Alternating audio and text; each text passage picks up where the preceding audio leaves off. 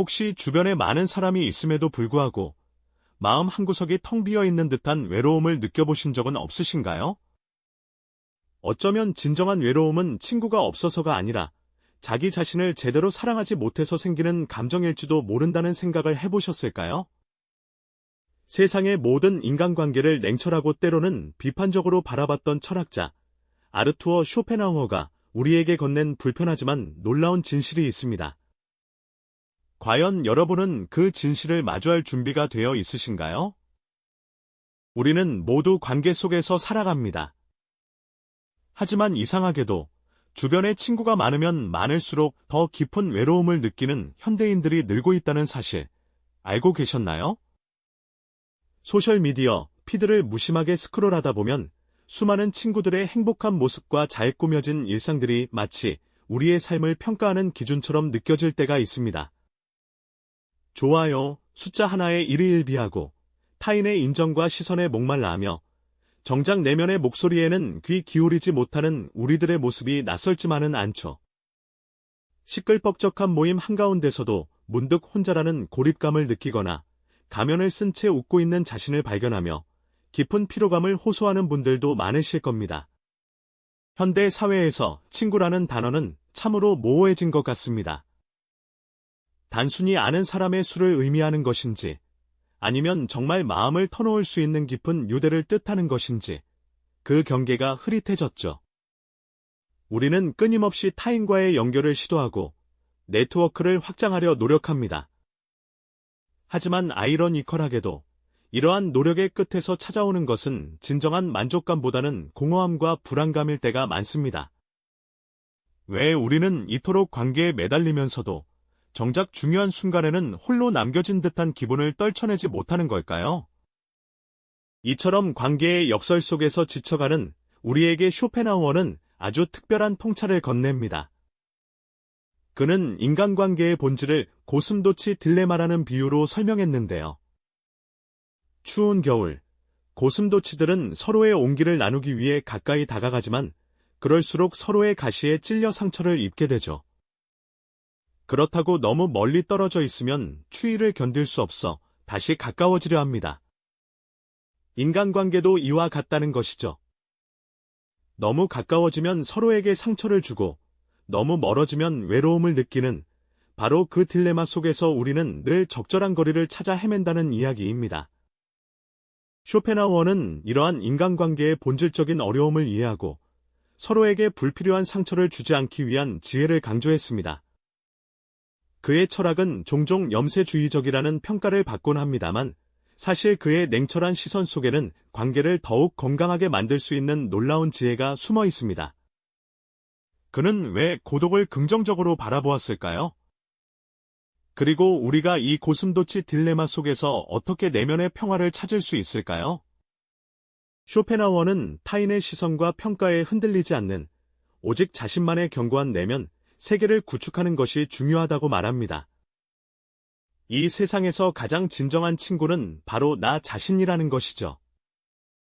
외부의 인정을 쫓기보다는 자신의 내면 가치를 발견하고 스스로를 귀하게 여기는 태도가 진정한 친구를 만나는데 필수적인 전제 조건이 된다는 겁니다. 어쩌면 우리가 관계 속에서 외로움을 느끼는 이유는 타인에게서 채우려 했던 빈자리를 사실은 자기 자신으로 채워야 했기 때문일지도 모릅니다.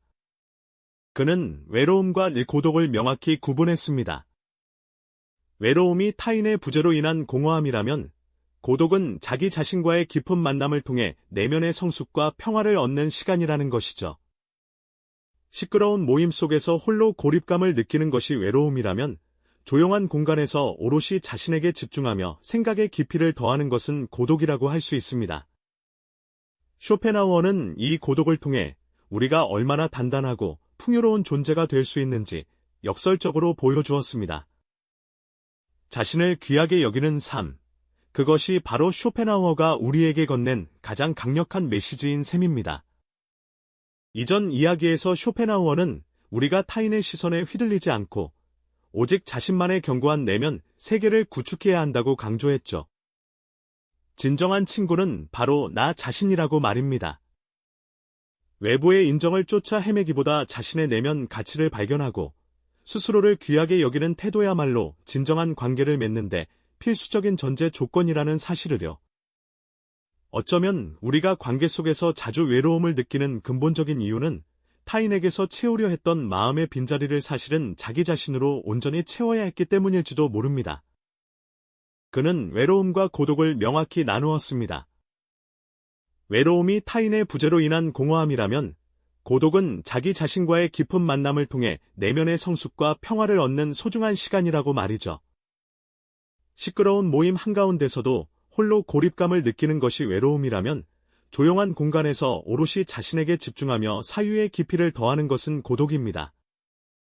쇼펜하우어는 이 고독을 통해 우리가 얼마나 단단하고 풍요로운 존재가 될 수 있는지를 역설적으로 보여주며 스스로를 귀하게 여기는 삶이야말로 우리에게 건넨 가장 강력한 메시지임을 다시금 확인시켜 주었습니다. 그렇다면 우리는 어떻게 자신을 귀하게 여길 수 있을까요? 쇼펜하우어는 이 질문에 대해 타인의 시선에서 자유로워지는 것이 첫걸음이라고 답합니다. 우리는 종종 다른 사람들의 기대나 평가에 맞춰 자신을 재단하고 그들의 박수갈채를 받기 위해 끊임없이 노력하곤 하죠. 마치 거울 속 타인의 모습에 갇혀 자신의 진짜 얼굴을 보지 못하는 것처럼 말입니다. 하지만 진정한 자존감은 외부의 칭찬에서 오는 것이 아니라 내면의 깊은 곳에서 피어나는 자기 확신에서 비롯됩니다. 스스로의 가치를 인정하고 존중할 때 비로소 우리는 외부의 흔들림 속에서도 굳건히 설 수 있는 힘을 얻게 됩니다. 쇼펜하우어는 우리가 자신을 귀하게 여기는 삶을 살기 위해서는 먼저 나만의 기준을 세워야 한다고 말합니다. 세상이 정해놓은 성공의 척도나 행복의 공식에 얽매이지 않고 오직 나만이 걸어갈 수 있는 길을 탐색하는 것이죠. 예를 들어 많은 사람이 북적이는 파티에서 즐거움을 느끼는 반면 어떤 이는 고요한 공간에서 책 한 권을 읽으며 더 큰 충만함을 느낄 수 있습니다.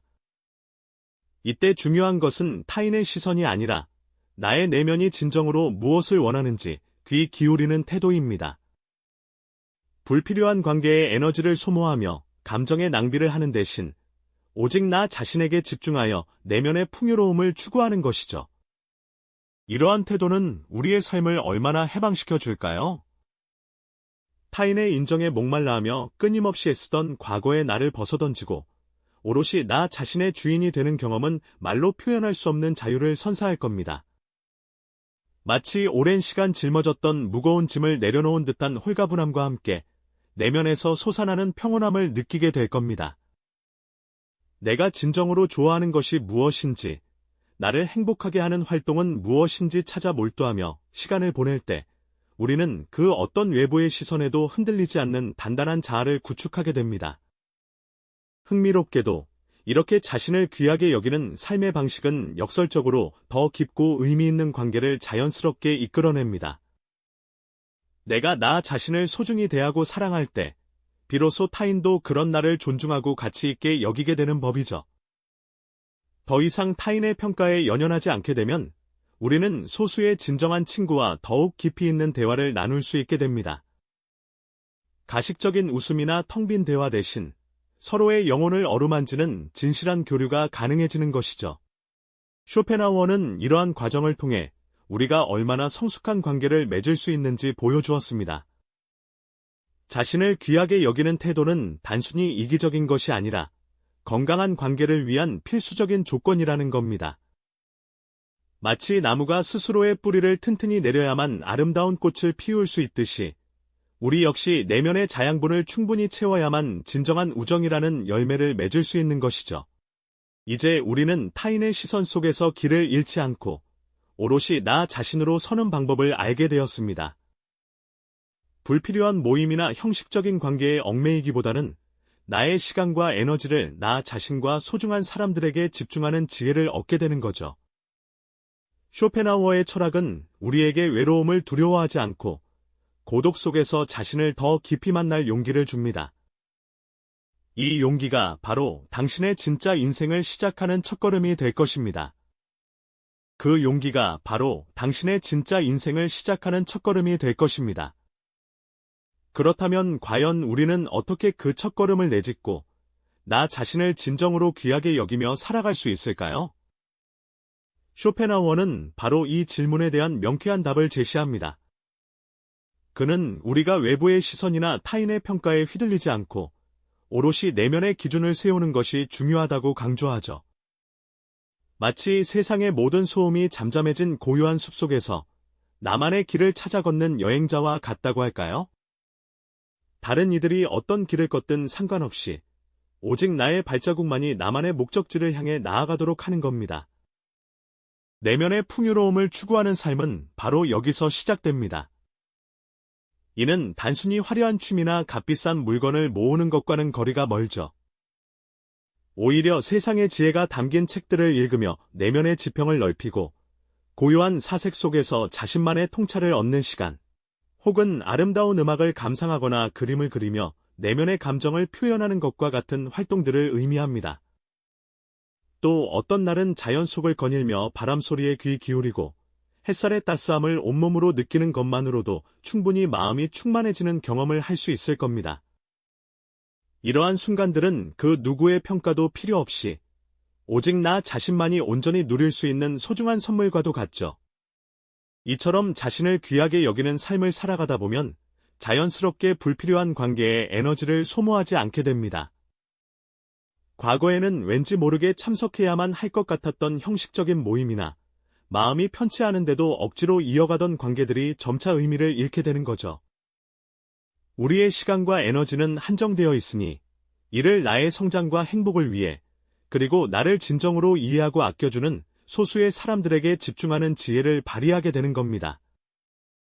마치 맑은 물이 고여있는 작은 연못처럼 불필요한 부유물을 걷어내고 나면 그 깊이가 더욱 선명해지는 것과 같은 이치랄까요?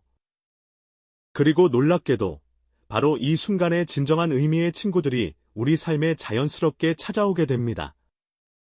타인의 인정을 갈구하며 자신을 포장하려 애썼던 과거의 모습이 아니라 오롯이 나 자신으로 당당하게 설 때 나의 진정한 가치를 알아봐주는 이들이 비로소 다가오는 거죠. 그들은 나의 부족함까지도 너그럽게 이해하고 내가 가진 장점들을 진심으로 응원해 줄 겁니다. 쇼펜하우어는 이러한 관계야말로 삶을 더욱 풍요롭게 만드는 귀한 보물이라고 말합니다. 화려한 인맥보다는 깊이 있는 소수의 관계가 우리의 내면을 더욱 단단하게 만들어 줄 테니까요. 어쩌면 우리는 그동안 무수히 많은 사람들과의 관계 속에서 진정한 나를 잃어버렸던 건 아닐까요? 타인의 시선에 맞추려 애쓰고 다른 사람들의 기대에 부응하기 위해 스스로를 깎아내리기도 하면서 말이죠.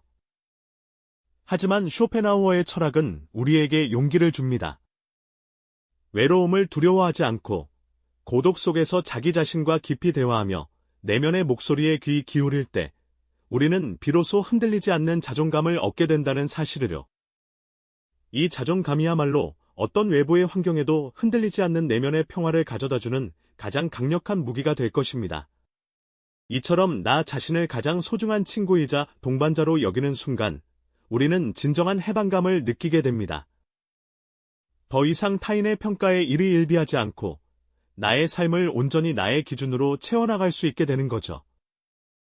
이는 단순히 친구가 많고 적음의 문제가 아니라 나의 삶을 얼마나 충만하게 채워나가는가의 문제와 직결됩니다. 쇼펜하우어는 우리에게 끊임없이 질문합니다.